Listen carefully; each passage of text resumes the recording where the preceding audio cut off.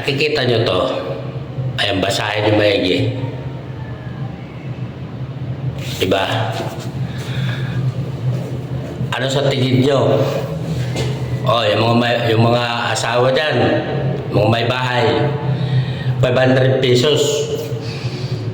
Pang Noche Buena, makakabili ng ham, makakagawa ng macaroni salad, makakagawa ng spaghetti.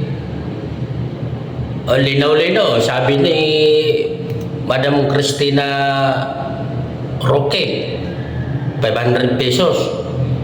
At hindi pa sa kakain, sabihin na natin si nanay, si tatay, at saka si anak, 3. Alam niya, kung hindi man magkasya, huwag niyo kami sisisihin ng mga mga haligi ng tahanan.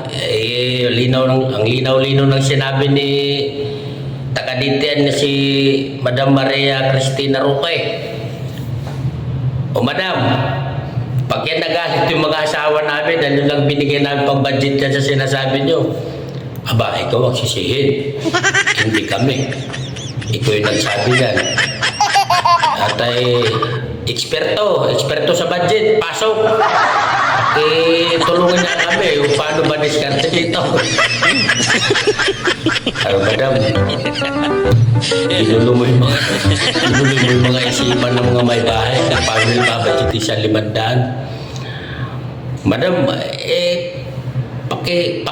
paki-explain niya ng maayos at subukan mo nga mamili dun sa palengke, 500. Base dun sa sinasabi nyo sa 500.